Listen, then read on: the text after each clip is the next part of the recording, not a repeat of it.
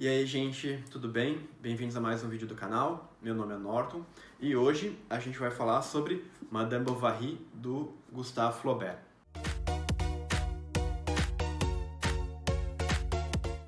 Mas antes da gente começar a falar sobre esse livro, eu queria convidar vocês a se inscrever, ativar o sininho, dar um like, isso ajuda bastante. Também se inscrevam lá no nosso canal no Instagram, que se chama Canal 1001 Livros, a gente vai deixar o arroba aqui embaixo. E esse livro, ele faz parte daquele compromisso que eu fiz com vocês lá no início do ano, de ler 7 calhamaços para 2021, né? Esse aqui, então, é um dos livros que estavam lá. E eu li junto com o Carlos, do Livros e E-Books, e com a Alessandra, do Portão Literário. A gente vai deixar também o arroba deles aqui embaixo. Foi muito legal a discussão em grupo, a gente leu com mais pessoas também. E foi muito rico, assim, a gente teve visões bem diferentes do livro. A Ali, inclusive, já tinha lido o livro uma vez e não tinha curtido muito, né, a Emma. E a gente conseguiu debater e criar uma visão diferente, digamos assim, da personagem principal. Bom, esse livro aqui, ele é publicado em 1857 e ele causou bastante rebuliço, tá? Porque o povo de bem não curtiu muito, né? Você tem uma mulher que vai atrás do seu próprio desejo.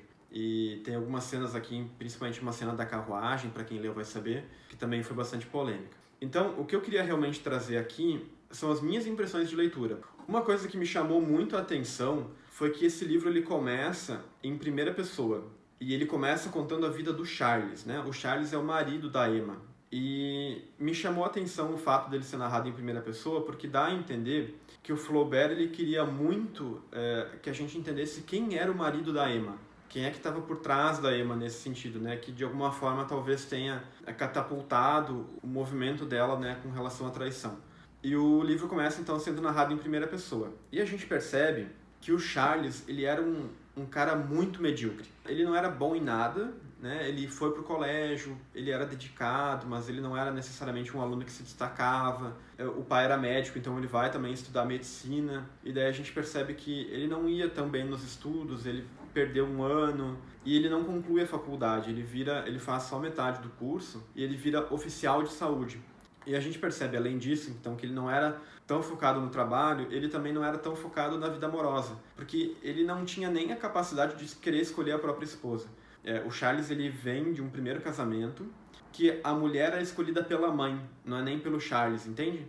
Então, ele, tudo bem, ela não era nem bonita nem feia, nem gorda nem magra, tudo bem, vai essa aí mesmo. E ele se casa com ela e tal. O Flaubert, ele deixa muito calcado, então, quem é o Charles e por quem que a Emma vai se apaixonar no futuro, né? E é interessante de ver que o Flaubert ele coloca que o adultério não é necessariamente, pelo menos assim, essa é a minha visão do que o Flaubert via da época, tá? Que o adultério não é necessariamente uma questão de caráter, mas sim uma questão de oportunidade. Porque o Charles, assim, em um dado momento da história, ele vai atender um senhor, um fazendeiro que quebrou a perna, machucou a perna, e ele é o pai da Emma. E daí ele vai lá, trata o cara, e ele se apaixona pela Emma. E ele começa a ir atender esse paciente muito mais vezes do que seria necessário. Até que a mulher dele chega e coloca ele na parede e fala assim, não, que palhaçada é essa, né? Que você tá indo lá bater as tranças na casa da outra, né? Daí o Charles, né, se resigna e acaba não indo mais lá ver a Emma.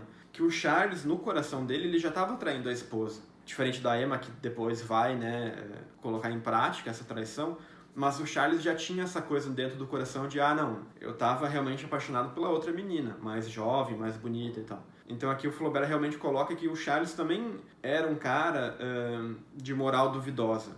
A galera gosta muito de meter lenha na Emma, mas eu acho que o Charles é muito mais problemático talvez do que a Emma. Eu confesso, tá? Eu passo bastante pano em cima da Emma, porque eu acho que ela acaba sendo bastante injustiçada, assim, na leitura que as pessoas fazem desse livro, né? E o Flaubert mostra também não só a história do Charles, da Emma, como de outros personagens, como o farmacêutico, como o agiota e os caras com quem a Emma vai se relacionar, que a hipocrisia é quase uma constante na burguesia, né? A moral burguesa, na verdade, é uma moral hipócrita, porque todo mundo, no fundo, está atrás da realização do próprio desejo egoísta, e não necessariamente pensando na família, nos filhos, no bem maior. Não, na verdade está todo mundo atrás do seu lugar ao sol. E o Charles, ele é tão pequeno, que nesse sentido ele não consegue nem ir atrás do seu próprio desejo. Ele meio que, tipo, vai deixando a vida levar, sabe? E a Emma não. Ela realmente tenta fazer alguma coisa para mudar a realidade em que ela tá inserida. Ela toma uma atitude. O Charles nunca toma uma atitude, ele é muito passivo. Então, o marido dela me incomodou muito. E daí tá, em um dado momento, né, o Charles se vê livre desse casamento e ele então consegue finalmente casar com a Emma. Mas antes da gente entrar no caso da Emma, eu só queria comentar mais uma coisa que me chamou a atenção com relação ao Charles. Ao longo de todo o livro, a gente percebe, pelo menos na minha visão, que o Charles, na verdade, não é que ele é apaixonado pela esposa. Ele é apaixonado pela projeção que ele faz da Emma. Porque assim, a Emma em um dado momento adoece e ele não se liga que ela tá doente, né? Em um dado momento a Emma tá depressiva, tá deprimida, e ele não reage, ele não... É como se ele não conseguisse olhar realmente a Emma, como se ele visse através da Emma, na verdade, a projeção que ele fazia. Então a Emma, por exemplo, no início, ela é bem cuidadosa com os casos amorosos. Lá pela metade do livro, ela, tipo, tá saindo assim na cara dura.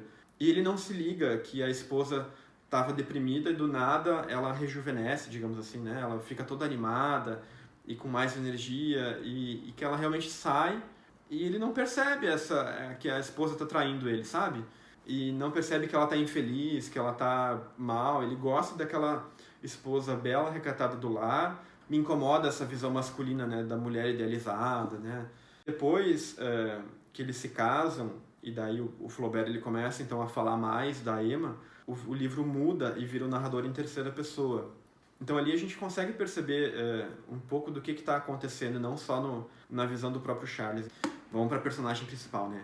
Cara, a Emma, ela é educada pelo pai, a mãe morreu logo na infância dela, e depois ela vai estudar num colégio religioso, de freiras, né? Então a Emma, ela tem essa educação religiosa, e os livros, ela gostava muito de ler. Mas ela lê esses livros assim, Água com Açúcar, aqueles romances açucarados, e ela achava, né, que o mundo era esse mundo cor-de-rosa, né, esse mundo babalu. E ela achava que, tudo bem, né, o casamento vai ser a quinta essência, né, porque o objetivo da mulher naquela época, e na qual ela foi ensinada, é que ela deveria se casar e ela deveria ser mãe. Ser casada e ser mãe era o sucesso de qualquer mulher, né, e venderam isso pra ela, né. Só que a Emma, coitada, ela não leu as letras miúdas, né. Então, ela tinha uma vida, no fundo, muito monótona. A gente percebe que a Emma não consegue nem se realizar junto com o marido, porque o marido não tinha ambição profissional. Então, a Emma não poderia ajudá-lo a ser um grande médico, a ser um grande cirurgião, a ser alguém de destaque na sociedade. Porque o Charles não queria, ele tava bom daquele jeito. Então, ela se casa com esse cara, né, mediano, meio, né? E ela vê que, tipo, o casamento não era aquilo que venderam pra ela. Essa é, talvez, a primeira frustração dela. E daí tá, então ela pensa assim, bom, tudo bem, eu não consegui me realizar no casamento, então eu vou ter um filho. E daí vem a segunda frustração, ela tem uma menina, e ela meio que renega essa criança, é uma cena bastante triste. E a partir daí que ela começa realmente a dar os pulos dela, que ela começa a conhecer os caras, né, começa a bater as tranças e começa a realmente ir atrás daquilo que ela desejava, né. Então ela lida com essa frustração por meio do adultério e por meio das compras, né? Ela começa a gastar um dinheiro que ela não tem.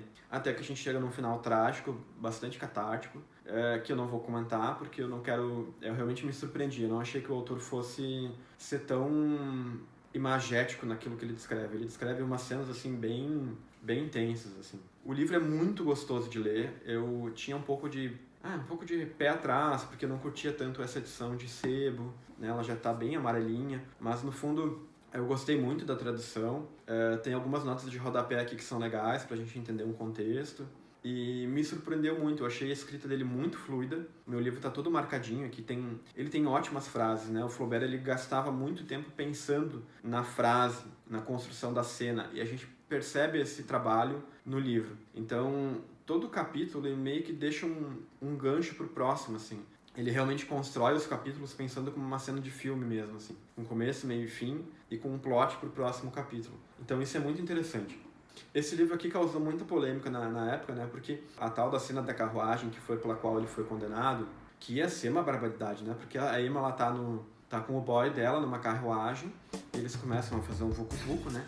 E a carruagem tá andando pela cidade, né? Pensa você tá parado no semáforo e passa, assim, uma limusine, né, do seu lado, toda se balançando, assim, mais ou menos era a cena que o Flaubert descreve. E eu tava esperando, assim, uma cena, assim, né, um negócio, uou, né? E ele é super discreto. Daí no final do capítulo que eu me liguei que aquela cena era a tal da cena. Porque ela é muito discreta. O Flaubert, o que eu acho mais legal no livro, na escrita dele, é o que ele não fala. É o poder de sugestão que o Flaubert tem. Então daí você fica, tá, essa é a cena, porque daí no final você entende tudo o que aconteceu. Daí eu reli o capítulo e achei sensacional. E o Flaubert, ele faz um retrato muito cru, e ele não faz nenhum tipo de julgamento, assim, ele não fala que a Emma era malvada, ele não usa nenhum adjetivo de julgamento, mas ele descreve a cena tal como ela é. Então, a galera que se viu retratada nesse livro, eu acho que não gostou muito, né? O Boticário é uma pessoa tosca, o agiota é uma pessoa má. Então, assim, no fundo é aquilo que eu falei, tá todo mundo atrás do seu próprio desejo. Todas as classes que são retratadas aqui, não é um retrato bonito, não é um retrato romântico, né? Por isso que o Flaubert também entra nessa questão do realismo, né? E é interessante de ver que na literatura, independente do país, a impressão que eu tenho é que toda mulher que deseja ir atrás do próprio desejo, seja o desejo, né, de carreira, seja desejo profissional, seja na parte sexual mesmo, do desejo amoroso, se ferra no final. Então fica aqui a minha dica. Esse livro aqui é muito bom. Ele é um clássico, ele é citado em vários outros livros, então ele é um livro de referência também. Recomendo. Se vocês gostarem desse livro, deixem aqui nos comentários, também curte o vídeo, compartilhe. Fica também o meu abraço para a Alessandra e para o Carlos, que leram comigo. Realmente muito bom. Leiam esse livro.